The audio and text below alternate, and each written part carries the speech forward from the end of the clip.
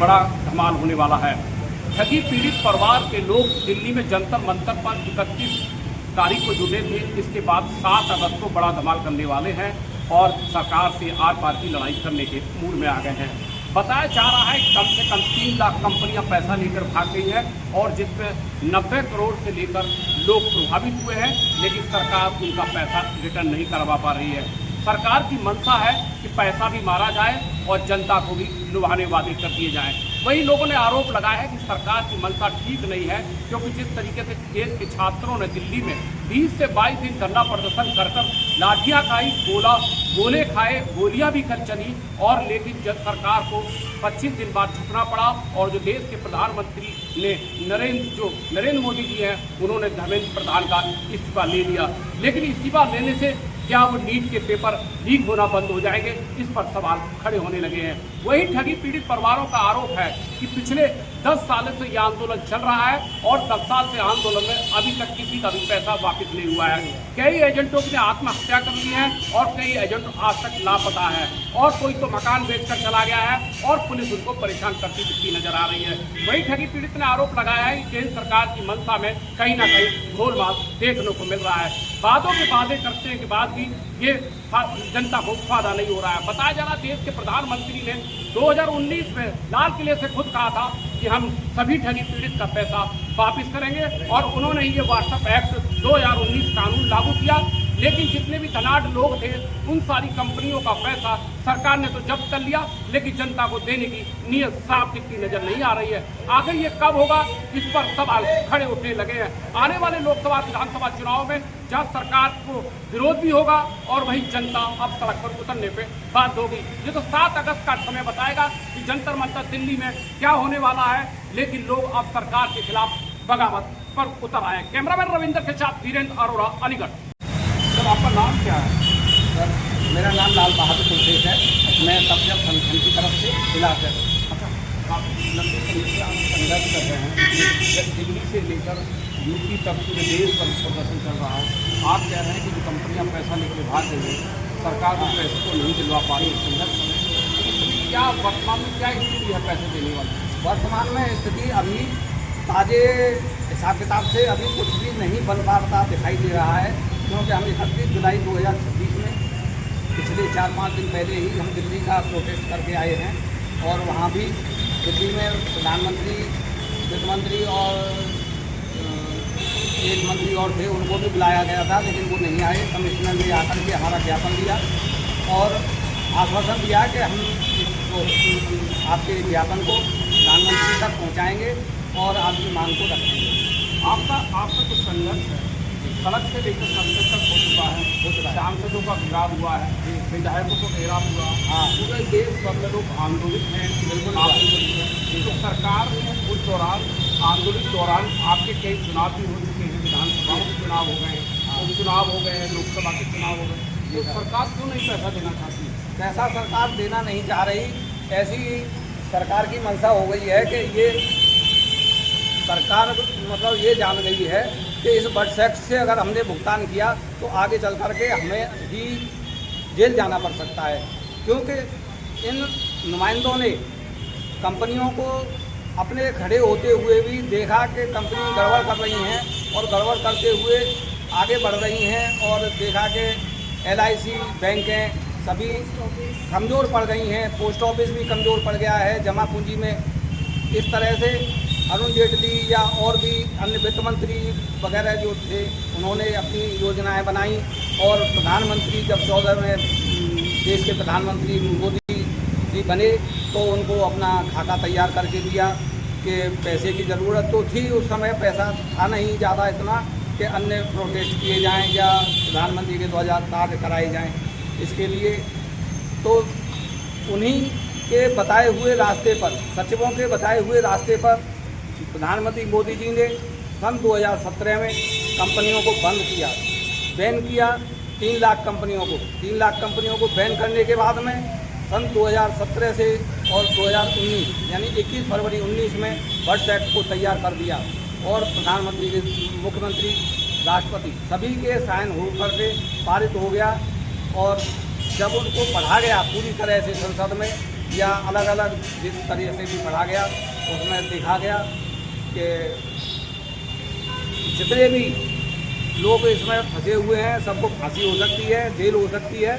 इस तरह से प्रधानमंत्री मोदी भी समझ गए और उस पूरे पैसे को अपने अंडरटेकिंग करते हुए 3 लाख कंपनियों के पैसे को अंडरटेकिंग करते हुए सब पर बैन लगाकर फाइलों में बर्ड्स एक्ट को दबा दिया। कितने लोग हैं, कितने लोग पीड़ित हैं, कितने लोगों का पैसा इस देश भर में हो सकता है? ये 50 करोड़ से शुरू हुए थे, लेकिन अब तो इस समय कंपनियां और भी चली गई हैं, तो लगभग 90-100 करोड़ के करीब जनता पहुंच गई है। क्योंकि पीड़ित के साथ में, एजेंट के साथ में निवेशक और निवेशक के साथ में परिवार भी शामिल हैं। लाल बहादुर जी, अभी क्या है, दिल्ली में जो है 20-22 दिन एक आंदोलन चला, जिसमें ये था कि पेपर लीक का मामला था। पूरे देश के छात्र वहाँ दिल्ली में आए और उन्होंने लाठियाँ भी खाई, गोली भी खाई, आंसू गैस के गोली भी, यानी कि, और उसमें सरकार को 20 से 25 दिन बाद झुकना पड़ा और जो शिक्षा मंत्री थे धर्मेंद्र प्रधान, उनको इस्तीफा देना पड़ा। हाँ। जब आपके 50 करोड़ से ऊपर लोग हैं जो ठगी पीड़ित हैं, वो एक साथ इकट्ठे क्यों नहीं हो पा रहे? क्या कारण है? इतना लंबा समय हो गया आंदोलन करते सारी करते। चीज़ें यहाँ आती हैं कि देखने में आता है कि जो बड़े बड़े एजेंट थे, धुरंधर थे, वो लोग, उन्होंने लोगों की हो सकता है कि किस्तें जमा नहीं की होंगी, लेकिन जो छोटे निवेशक थे या एजेंट थे उनकी सारी किस्तें जमा हैं और वही लड़ाई लड़ रहे हैं।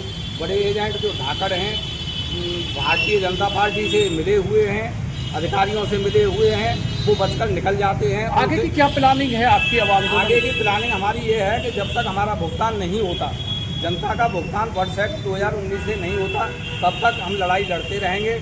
भले ही मोदी सरकार रहे या कोई दूसरी सरकार आए, हमारा संगठन अपना काम करता रहेगा।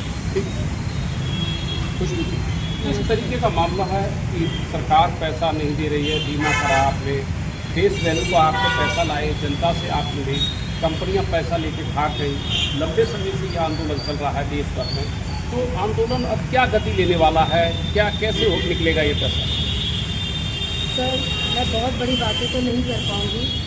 मैं एक छोटी सी एजेंट थी, मेरे विश्वास पे या मेरे फेस वैल्यू पे मुझसे मेरे परिवार के सभी लोगों ने, चाहे वो ससुराल पक्ष हो, मायके पक्ष हो, आसपास के लोगों, बहुत लोगों ने मेरे कहने पर सिर्फ मेरी वजह से इस PACL में पैसे डाले। और उस PACL के जाने के बाद मुझे तो बहुत ज़्यादा परेशानी हुई कि हर किसी को मुझे ये जवाब देना था कि भाई पैसे कब मिलेंगे। और आज 12 साल हो चुके हैं, अभी तक कोई रास्ता नहीं है। कुछ 1-2 लोगों के पैसे आए हैं, लेकिन जाने वालों की संख्या बहुत है, और जिनके आए हैं उनके भी बहुत कम आए हैं। उसमें से कुछ लोग गुजर चुके हैं, अभी उनके नॉमिनी भी एक्सीडेंटली 1-2 लोगों के तो नॉमिनी भी गुजर गए हैं। ऐसे लोगों के लिए ये लोग क्या सुविधाएं करेंगे? और 12 साल का इतना टाइम तो इन्होंने जिंदा इंसान के लिए निकाल दिया। जो व्यक्ति गुजर चुका है उसकी प्रोसेस के लिए न जाने कितना टाइम लेंगे आगे। उसकी सरकार जो है एक अपने आप को राष्ट्रभक्त कहती है, और सरकार जो है राष्ट्रभक्ति के साथ साथ जनता को भी ठगने का काम कर रही है। बिल्कुल मानते हैं कि बीजेपी सरकार के आने के बाद हम अपने देश में अपने हिंदुत्व के लिए, सब चीज़ों के लिए जागरूक हुए। हमने अपने आप को मुसलमानों से ज़्यादा बेहतर सिद्ध करने की कोशिश की कि ये देश हमारा है। पर इसका मतलब ये नहीं है कि आप जो भी करेंगे वो सब कुछ हमें मानना होगा, क्योंकि यहाँ पर हर बंदा गरीब जो छोटी छोटी पेमेंट दे रहा था वो बहुत उम्मीद से काम कर रहा था। किसी का कोई लालच नहीं था कि हम लालच के लिए बहुत सारा पैसा इकट्ठा कर रहे हैं, हमारे पास बड़ी बड़ी इनकम्स हैं, ऐसा कुछ भी नहीं था।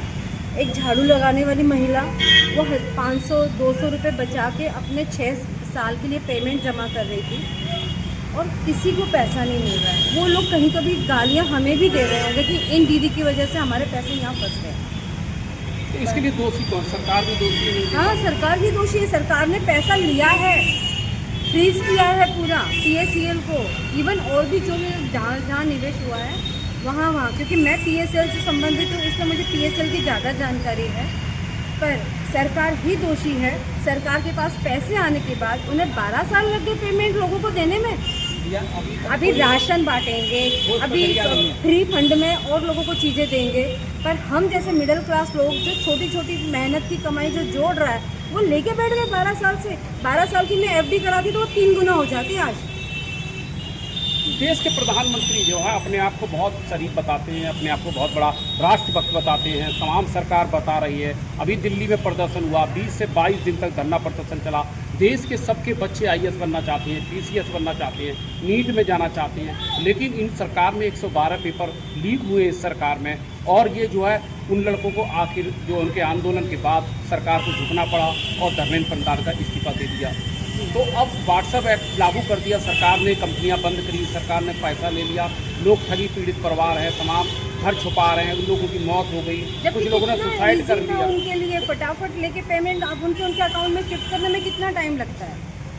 जब आप भगिनी योजना, मुफ्त वृद्ध योजना, ये वो फालतू फंड चला रहे हो, जिन्हें मेहनत नहीं करनी पड़ रही है, उनको पैसा बैठे बैठे मिल रहा है। और हम जैसे लोग जो एक एक पाई के लिए भाग रहे हैं, हमारे पैसे रुका के क्या कर लिया उन्होंने?